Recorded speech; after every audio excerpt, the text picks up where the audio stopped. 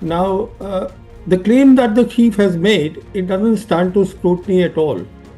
There are far too many gaps, and there are far too many things, and it all appears that this is a last minute instruction given to the chief by somebody, that you please include this in your talk that you are giving there. And why I'm saying that is because if you see the original press release, normally what happens is that the service headquarters, they send the talk of the chief to the MOD, to the Ministry of Defense, the people who release the release, take out the release. So it was must have been sent there. This was not included in that. So this is something which was told to him perhaps as an afterthought, and he was mulling over it. Because if you see, this is the last thing that he spoke. It spoke in all the damages that he mentioned. This was the last item, whereas this should have been the first one. If really, this is what it was. Well, you see, there are two things here. One is now, recently there is a book that has come out of the Chief of Defence Staff, General Anil Chauhan, and one of the themes that he has discussed in his book is what is civil-military relations. Now, in a traditional sense, when we talk of civil-military relations, it means is that all the resources of the country, the civil resources and the military resources, they are put together. But he defined it in an entirely different way, and he said what this means is that professionalism of the military, that should be integrated with the political ideologies. Now you see, this is an entirely new thinking. So this confirms something that I had suspected all along. Even when General Bipin Rawat was made the first CDS, it didn't make sense to me, but that's a different question. Should you want to know the answer, I can answer that. Because the point is, he was kept in there because ideologically he was aligned with the government, and therefore they picked up this General Chauhan had retired as a 3-star. They brought him back as a 4-star.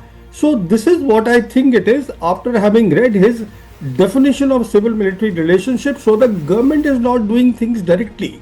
So this was conveyed through the CDS. That is the point I am making, is because you see, the political leadership doesn't understand the nuances of the military. So when we talk of the rules of engagement, it was conveyed through which is why, Karan, this is important, which is why they said that this was a tri-service operation headed by the Chief of Defence Staff. Now he said that all these 5 planes, they were shot by the S-400. Now S-400 is a very good system, very versatile, and it has a detection range of 600 kilometers. What that means is that even if there is a small aircraft, it can certainly detect the aircraft at 300 or 400 kilometers, and all the targets that the Air Chief was talking about, they were within 300 kilometers. So if indeed this has happened, I mean, I'm not saying that it has not happened. All I'm saying is that where is the evidence?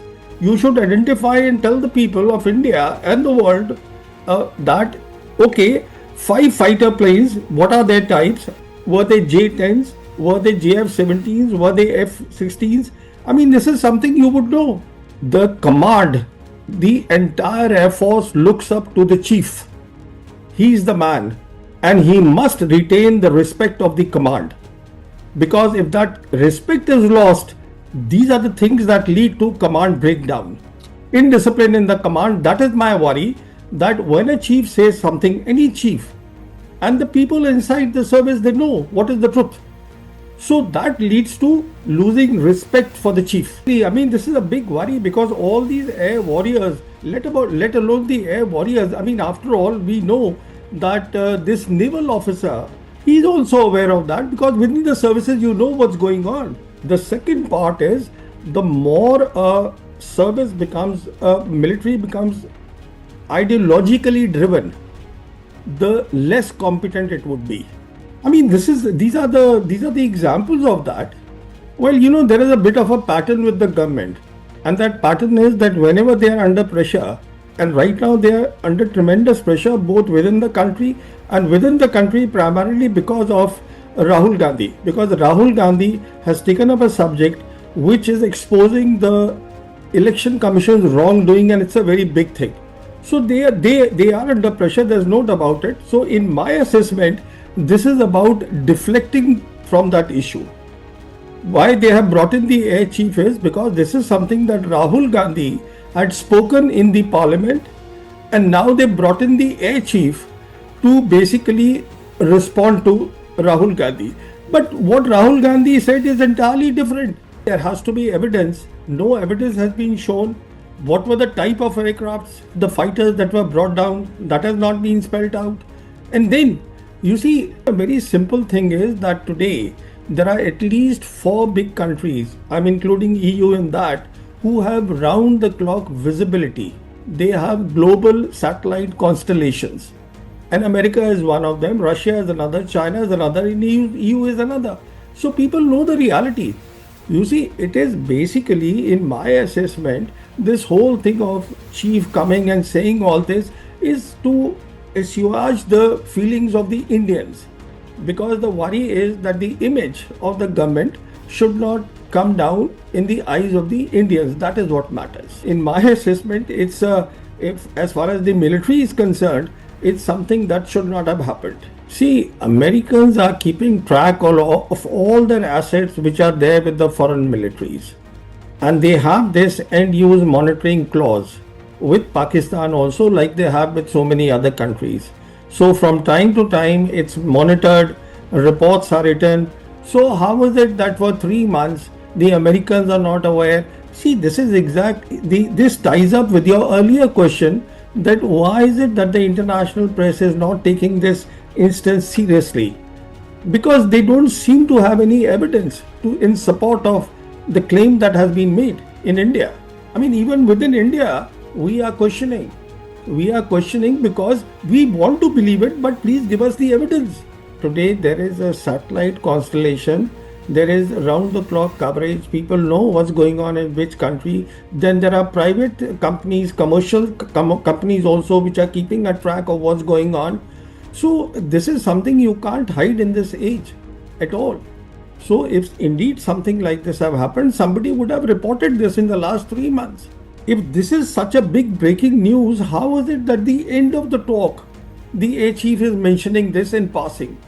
And then there is claps. I mean, obviously people get excited about these things, but this is a breaking news. We just had a session, a talk on Operation Sindoor in the parliament. Why is it that the government didn't bring out this point that look, we brought down so many planes? This is something they would have done it if actually it had happened. Even the air chief, when he made this long presentation, he was talking in Bangalore. He was talking basically, he had the slides and he was showing the images of the damage done to the places where these terrorist places, that we damaged this, Murid Ke, we damaged this. I mean, this is breaking news. 5 fighters shot down. Where is the proof? Please show it, or at least spell out what they were. So actually, I'm shocked by this whole thing, that the way it has unfolded.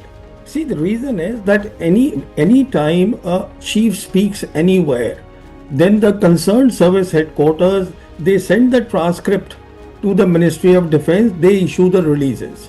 So this was already sent there, which means it was not included in the original transcript sent by the service headquarters, air headquarters in this case, to the PIB.